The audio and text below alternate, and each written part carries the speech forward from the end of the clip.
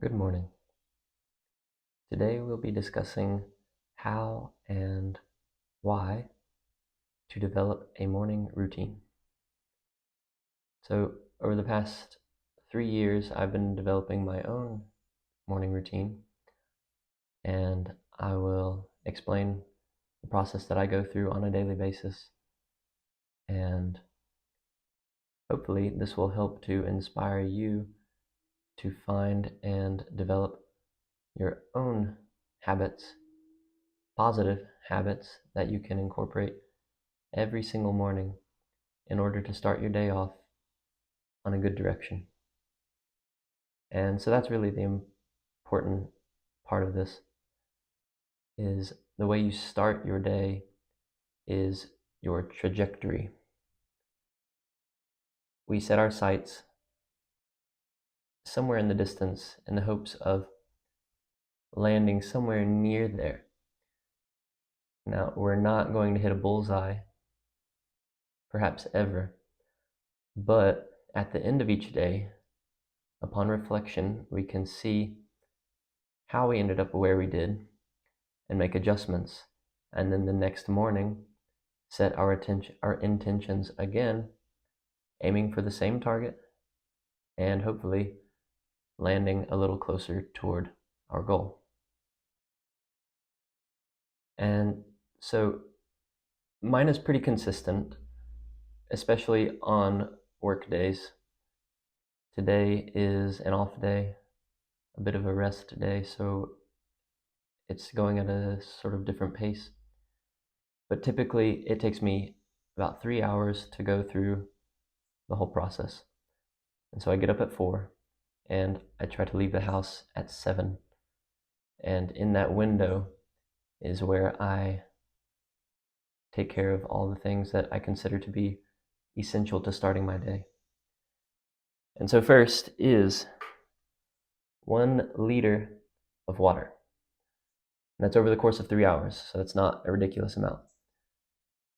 Especially if you pee right before you leave, you should be good. But 1 liter of purified water, filtered water, with a pinch of pink salt or minerals, because by the time you wake up, or at least when I've waken up, it's been probably 9 or 10 hours since I've eaten anything. And I'm going to continue to not eat anything for the next 2.5 hours. So minerals to help hydrate effectively, minerals that would be typically found in your food. And then also apple cider vinegar with the mother, of course. And this is, perhaps not necessary, but I find it to be beneficial. Microorganisms for gut health. Also makes the water more refreshing. First thing in the morning, mouth is kind of dry and nasty, but this really cleanses my palate and also makes it taste good. It's kind of like apple juice. The small bit of salt combined with the vinegar make a sweet and refreshing beverage. So yeah, still working on my liter for today. Next is prayer. So this can take many different forms. Maybe you're not one that prays to God, and you don't necessarily have to be, especially depending on what stage you're at in your personal journey. But this is where we dedicate our lives, specifically this day, to what we consider to be most important. And each of us gets to choose what is important. And so this is that aiming for the target that I mentioned at the beginning. This is where you decide and choose to dedicate to living your life intentionally with the purpose of fulfilling your potential or your goals or living in alignment with your ideals. And again, this can take many forms. So if you're not a religious type, then you can pray to your subconscious mind And so in one of my previous videos, I demonstrated a technique of affirmations that you can do in the mirror. So you look yourself in the eye and tell yourself all the things that you would like to believe, the way that you would like to live your life. And although these things might not be experientially true for you yet, the repetition of these statements makes them true for you in time. Because just like when we train, we are programming our bodies to subconsciously assume more stable positions and healthier movement habits. When we're programming our subconscious mind, we are programming our thoughts. So thought is a behavior in the same way that movement is a behavior. And the habits that you develop are what determine how you move and how you think throughout the day subconsciously. And so you're establishing the habit of thinking more positively or more in alignment with your goals and ideals. And so that's one technique. I also have a journal. So Monday through Friday, I write out gratitude statements. So we're starting the day with gratitude rather than woe and misery and regret. That's not a good way to start out. But if you express your gratitude either to God or to yourself or to your situation in life, because it's definitely better than it could be, then that's just a positive step forward, a positive beginning to the day. And then on weekends, I do a slightly different format. It's more free-flowing, still expressing in a grateful way, but also maybe reflections and intentions are more included. Either way, writing it out is a more involved way of setting your goals or, dedicating your life. And so another option, if you really want to get involved, is you can do it left-handed. So in the same way that looking in the mirror, yourself in the mirror, is, well, not only intentional, but also, I can't think of a better word than involved, but you're really a part of the process. You can't escape from it. You can't do it passively because you're right there. And so writing with your non-dominant hand requires more brain function, for one thing, more attention, for another thing. And so it's a more effective way of doing this otherwise simple practice. It's not something I used to do. I no longer do it. But it certainly was beneficial. And so there's an option. And all these things I'm going over are my personal morning routine. It's not something that you should necessarily do yourself, but these are ideas and options that you can incorporate or that could perhaps inspire your own personal processes. So that's prayer. There's also, of course, the option of prostrating or getting into the praying position and praying to God. And that's certainly effective if done with sincerity. But those other ways I've mentioned are a more perhaps scientific approach to it. So next is study. So we've begun our hydration. This takes the whole 3-hour period to complete. Then we pray, set our intentions for the day, and now studying. So I think morning is the best time to do this because upon waking up, we're not yet distracted from all the things that are happening throughout the day. And if we're wise, we haven't looked at our phones yet. We've set that thing aside because we don't need to pay any attention to what's going on in the world yet. We're at home. We're setting our course for the day. Everything else can wait. It's not important. Unless perhaps you have an image of your goal on your phone that you can look at without being tempted by all the other options that your phone presents to you, that's fine. I personally have an image on my phone that I look at consistently throughout the day. But studying. So I used to study more scientific-based material, but I progressively moved more toward spirituality. And so this one book I'm working through currently is 365 lessons that you're encouraged to think on or meditate on throughout the day. So keeping the idea in your mind, in your awareness, as often as you can. And so today's lesson happens to be, I am sustained by the love of God. And so the purpose is to realize that as fully as you are capable of by maintaining awareness on that concept throughout the day, and then thereby feeling it experientially. And just like talking to yourself in the mirror, it becomes a reality upon repetition. It might not be true for you at the beginning, but it becomes true as you repeat it to yourself and you believe it more so. So that's just a quick reading. It's like a page each morning. And then I study these books written by David Hawkins. He's a bit of a spiritual teacher, and I've been reading through his books over the past year or so on repeat.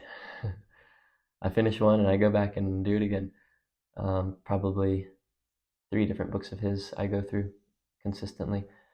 And at this point, I've highlighted all the important bits, and so I just read those sections instead of the whole book through, typically. But that's been a really important learning experience for me. But again, you get to choose what you want to learn. That's just what I've chosen to be important. Like I said, it used to be more scientific-based material.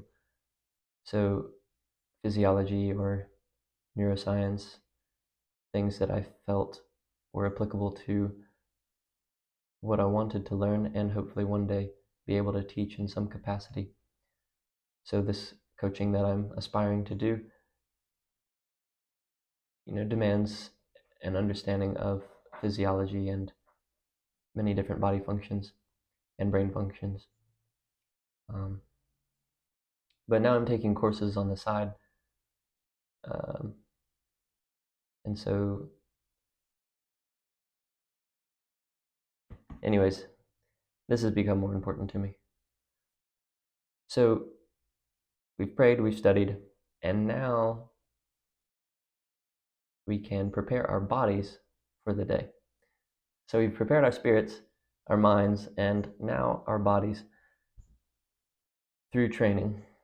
And I've mentioned many times in my videos that I perform a full body from head to toe joint articulation practice every single morning. And this takes me roughly 30 minutes.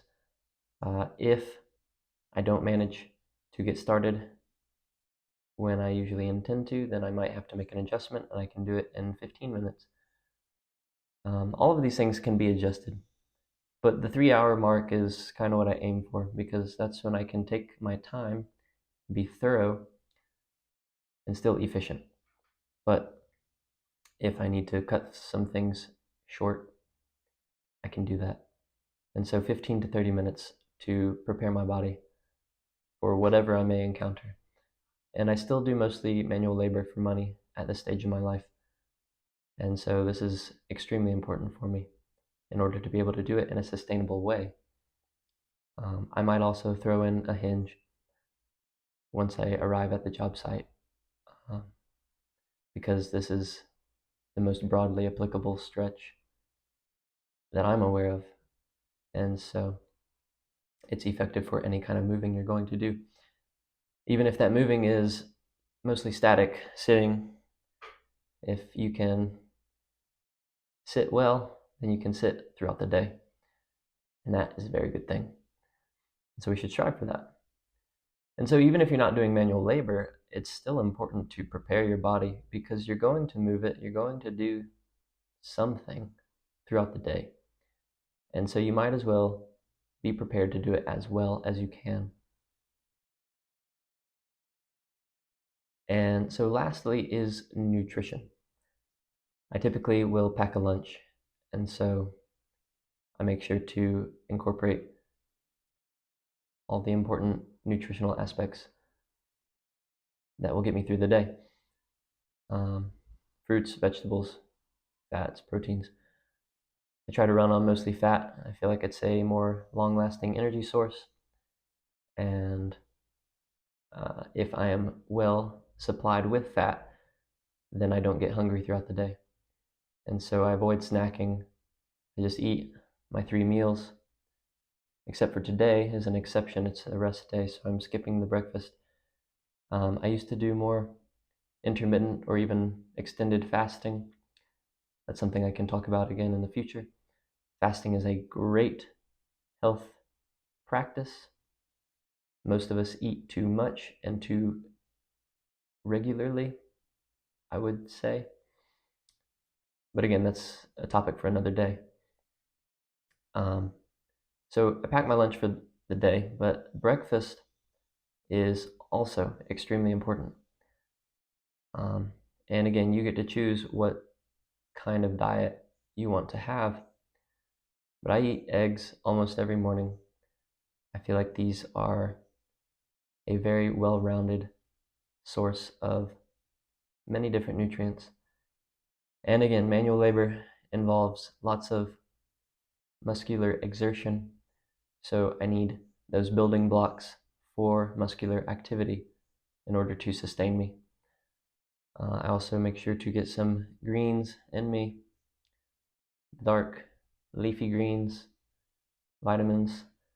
I recently started taking a multivitamin because the course I mentioned I've been taking involves some nutritional coaching, and it's bringing to my awareness some things that I hadn't thought about in a while. And so this is a bit of an experiment, see how a multivitamin affects me and if it has any benefits. Maybe they're worth sharing with other people. So I'm seeing how that goes. And then, before I leave the house, after I do my hygiene and, set everything aside, I allow myself, typically, if time permits at this point, I allow myself a bit of indulgence. And, you might be thinking, well, how is that going to help you get to your goal? Well, it might not, but it's an act of forgiveness and mercy to myself because I am still developing. And that will always be the case, but at this stage in my life, I still have a dependency on, entertainment,